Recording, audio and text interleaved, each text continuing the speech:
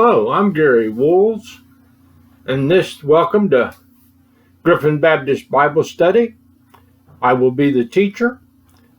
Today we're going to be looking at Daniel chapter 3. This will be the first session. In chapter 2, we saw Daniel interpret the dream for Nebuchadnezzar, and we looked at the 4 nations that would rule what was then the known world, and then we looked at the toes of the image and the feet made of iron and clay, which talks about the tribulation. Many things have come and passed since 9/11. Today, the average Christian seems to be unconcerned about the physical threats from people that oppose them because of their faith. New threats now exist that includes all of America, and I wonder how long it'll be before the lost in this country turns on the born-again believers. We are beginning to see this happen.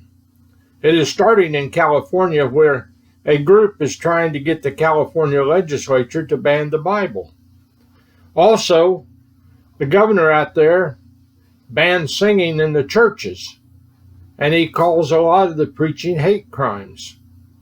The governor of Iowa has closed the churches, and there are other states that are trying to do the same thing. Like I said, at the end of chapter 2, we'd seen Daniel interpret Nebuchadnezzar's dream.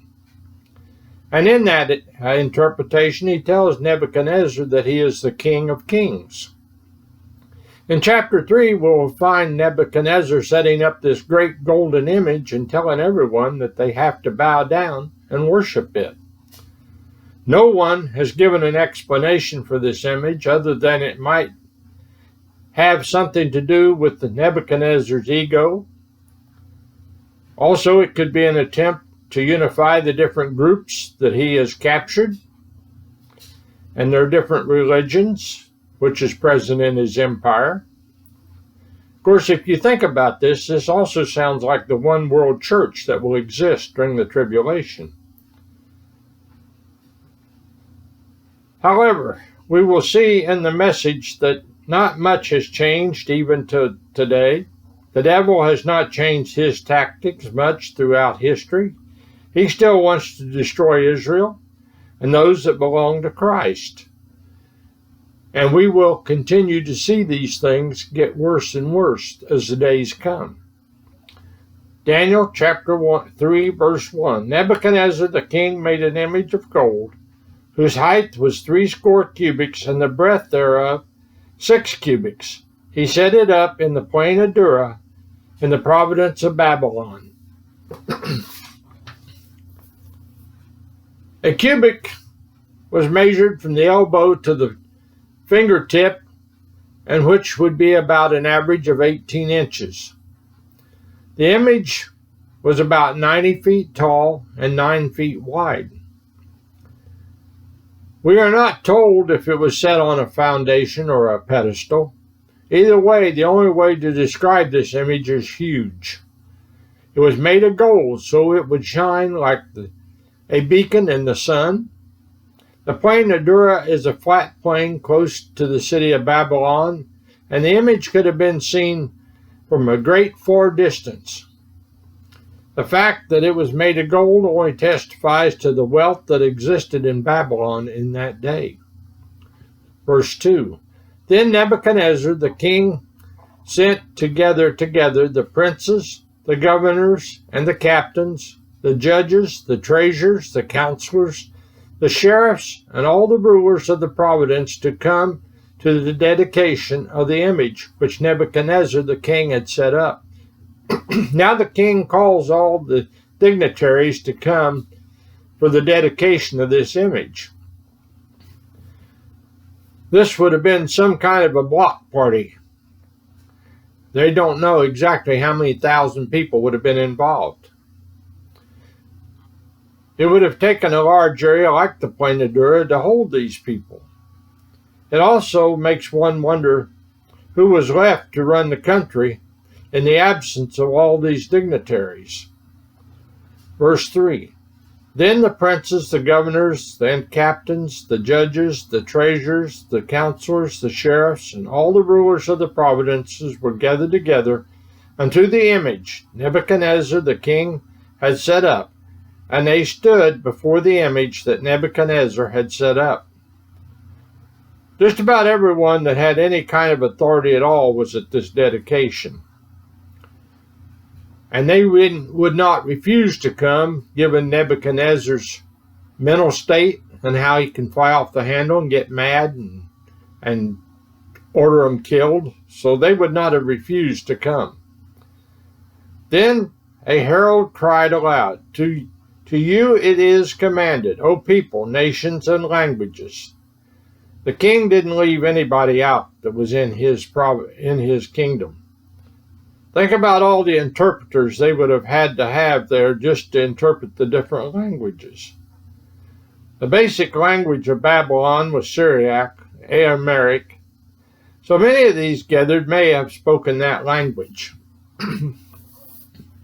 Verse 5, that at what time you hear the sound of the cornet, flute, harp, sackbut, parsley, disclaimer, and all kinds of music, you fall down and worship the golden image that Nebuchadnezzar the king had set up. This is one of the verses of the Bible that those who oppose the Bible use to say that there is no way Daniel could have written this. Some of the musical instruments had Greek names. So these people say the book had to be written after the conquest of Alexander the Great in the late 4th century. Well, as usual, these people overlook the facts or choose to ignore them completely. Records show that Babylon and Greece had contact with each other early on in history. The instruments they like to point out simply may have been imported and the Greek name maintained. A decree was given that everyone was to fall down and worship this image when they heard the music. This must have been some kind of an orchestra to have been heard by everyone out there in the desert. Verse 6, and whoso falleth not down and worship shall be the same hour be cast into the midst of a burning fiery furnace. Here we go again. Everyone is to worship this pagan idol. This time Nebuchadnezzar decides he will burn anyone up in the furnace that refuses to worship this pagan idol. This is a heathen nation, and they do not know the God of heaven. While Nebuchadnezzar has been told about the God of heaven, to him it was just another god to worship like all the rest. This is the land of idolatry, and one of the reasons Israel was there was because of their pagan worship. They had went into captivity because they did not observe the Sabbath day and because of their idolatry. One of the things that came out of the captivity was Israel never turned to idol worship again. Verse 7, therefore at that time, when all the people heard the sound of the cornet, the flute, the harp, the sackbut, parsley, and all kinds of music, all the people, the nations, and the languages fell down and worshipped the golden image that Nebuchadnezzar the king had set up. When this large orchestra began to play, everyone could hear them and knew to fall down and worship. Here's another chance for the Hebrews to do the right thing and take a stand for God. However, it is recorded that all nations and languages fell down and worshiped the image. The Empire of Babylon was comprised of 120 provinces, which included many nations. It appears all complied with the decree. Verse 8, wherefore at that time certain Chaldeans came near and accused the Jews. The only Jews that are recorded as being present at this ceremony were Shadrach, Meshach, and Abednego. Remember, there were more Jewish children in the training program, and we are not told if any of them was picked to serve in Nebuchadnezzar's court. It would appear spies may have been posted to see that everyone complied with the decree, or these Chaldeans may have had a grudge against these 3 Jews. They may have been offended when Nebuchadnezzar had set these 3 men over them and was looking for an excuse to get rid of them. Verse 9. They spake and said unto King Nebuchadnezzar, O king, live forever. Here we go with them flattering the king again. This was something that they did then, just as a type of greeting, but it was also flattering the king. And this seems to be a trait with the Chaldeans. Verse 10, Thou, O king, have made a decree that every man that shall hear the sound of the cornet, flute, harp, sackbut, parsley, and all kinds of music shall fall down and worship the golden image. Now we have the report of the accusers. They have been very formal according to protocol. The king knew the decree that he had made, but they repeat it to remind him of what he had said. And whoso falleth not down and worship, that he should be cast into the midst of a burning fiery furnace. Notice the accusers use the very words of the decree. They leave nothing to chance. Verse 12. There are certain Jews whom thou hast set over affairs of the providences of Babylon, Shadrach, Meshach, and Abednego. These men, O king, have not regarded thee. They serve not thy gods, nor worship the golden image which thou hast set up. We see the first hint of jealousy in their report, that these men had been set over the affairs of the province of Babylon. Then they spell out the names of the 3. They want to make sure there is no mistake who they are talking about. The fact that these 3 refused to worship the image and the false gods were not an act of disloyalty to Nebuchadnezzar. It was an act of loyalty to the God of heaven and his commandments. Thou shalt have no God before me. Verse 13. Then Nebuchadnezzar in his rage and fury commanded to bring Shadrach, Meshach, and Abednego. Then they brought these men before the king. Classical Nebuchadnezzar. He flies into a rage and commands them to be brought into him.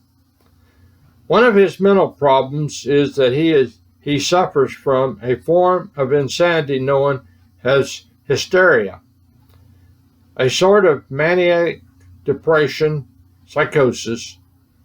One moment he is hot with anger, and the next he is laughing his head off and being generous. That was one of his conditions. Verse 14, Nebuchadnezzar spake and said unto them, Is it true, O Shadrach, Meshach, and Abednego? Do not serve my gods, nor worship the golden image which I have set up? Nebuchadnezzar had set these men up in important positions in his kingdom, and he expected them to worship him. He wanted to hear from them that they had defied his command. Now, if you be ready that at what time you hear the sound of the cornet, the flute, the harp, the sackbut, the parsley, and dulcimer, and all kinds of music, you fall down and worship the image which I have made. Well, but if you worship not, you shall be cast the same hour into the midst of the burning fiery furnace. And who is that God that shall deliver you out of my hands? Nebuchadnezzar could not believe these men would refuse his command. He gives them a second chance to worship as he commanded. Now Nebuchadnezzar shows his pride, the image I have made. The only thing Nebuchadnezzar's done is conceive the image in his mind. I can assure you that he did not get his hands dirty working on the image. Now the king repeats the penalty for refusing to bow down and worship the idol. Daniel's interpretation of Nebuchadnezzar's dream must have puffed up his ego and swelled his pride. Nebuchadnezzar now elevates himself above God when he says that God cannot deliver them out of his hands. At this point, you might say we are commanded to obey the laws of the land. And this would be true in all cases of legitimate authority. Jesus said, "Render unto Caesar's what is Caesar's, and unto God what is God's." Romans 13:1 through verse 5 tells us that God set up rulers and we are to obey them. However, this can put the Christian in direct conflict with a higher authority, whether it be a peer, an employer, or even the government. When it comes to doing wrong or something against the teaching of the Bible, we have a duty to obey the Bible. We must do what is right. We are not to bow down to the world, no matter the cost. In this case, it may cost them their lives. And I'm going to stop right there at the end of verse 15, and we will, starting with the next session, see the answer that Shadrach, Meshach, and Abednego gives to the king. I hope you've enjoyed this study as much as I've enjoyed bringing it to you. Have a blessed day.